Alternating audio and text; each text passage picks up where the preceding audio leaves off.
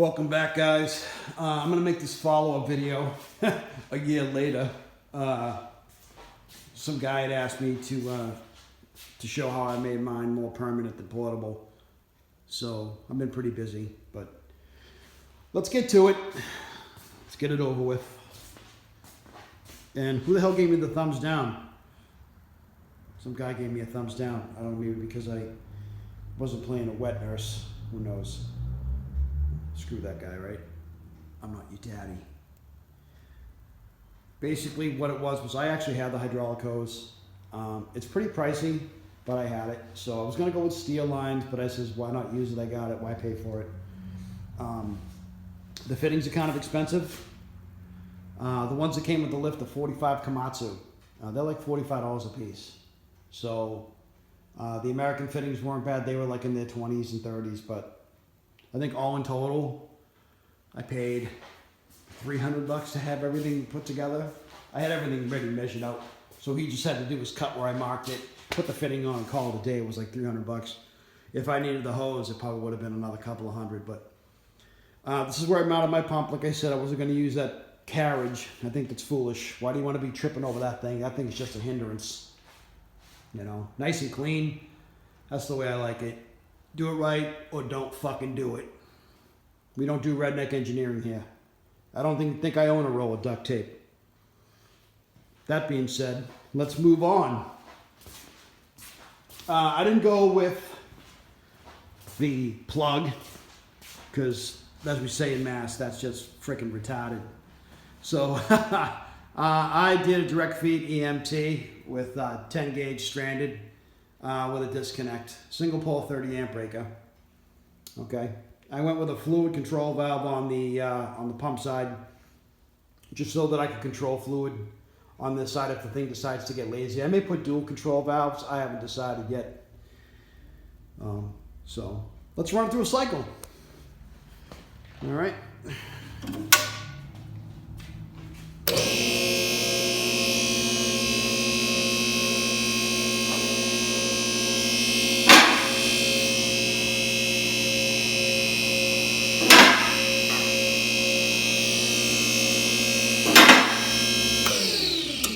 What I like to do, and you could take this from me, I take a paint pen, okay, and I mark certain heights. One is with the door open, with the garage door open, and one is with the door actually closed.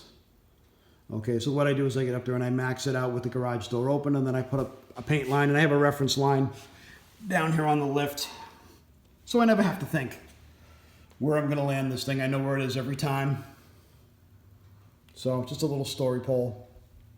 You know, if I had a vehicle on there, I'll just add a vehicle.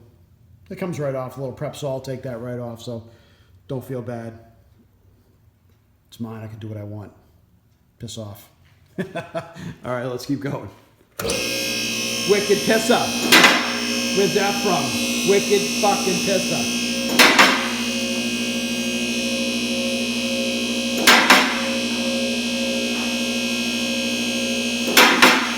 A little bit lazy, but that's all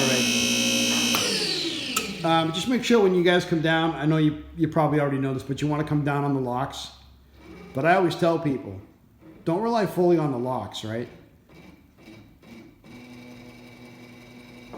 Once you get on the locks, right, leave some of that fluid pressure in the line. I like to split it. I don't want to be fully evacuated pressure-wise. I want to take a little bit of pressure out of that line, but I want to leave a little. Why? Because what if that lock clasp lets go? Guess what? You lose a hydraulic line or a lock, this thing's coming straight down, okay? And it ain't stopping.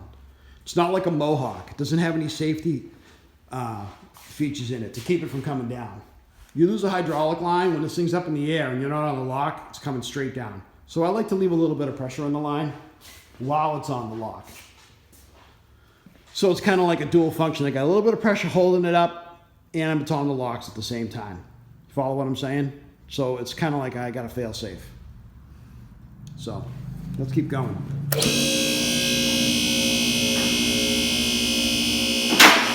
There it is.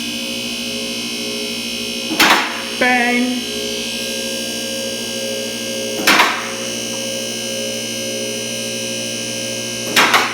lazy is all right. It's when you're way off, you got to be concerned.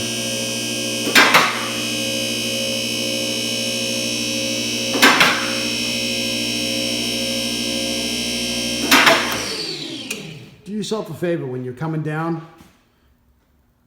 Make sure you're watching both lift arms, especially that outside lift arm. You want to make sure you're moving.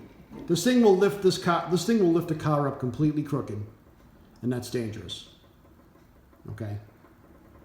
So, a little food for thought.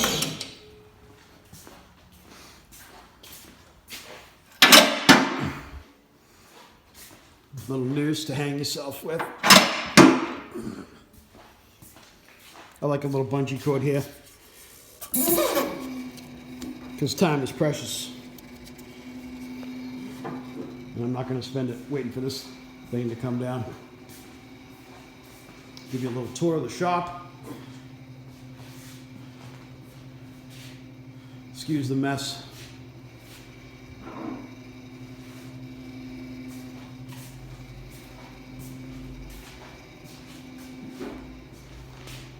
Like I said, I'm happy with it. Any questions? Hit it in the comment section. As far as ceiling height, what I would recommend, if you got an 8-foot high ceiling, don't waste your money. I mean, it's your money to waste, do what you want, but I wouldn't waste it if I had an 8-foot ceiling. Not for a lift. You know, 9 or 10, I would. This is a 10.6. I'm 10.6. So, you know, and I can pretty much get under anything I want. You know, I sit on the stool. So, and I can do my transmission work if I have to. You know, I do full automotive work. It's not my career, but, you know, I've been wrenching since I was probably 15. You know, I'm happy with it. It's a Chinese lift. Take it for what it's worth. Any questions, hit it in the comment section, guys. Have a good one.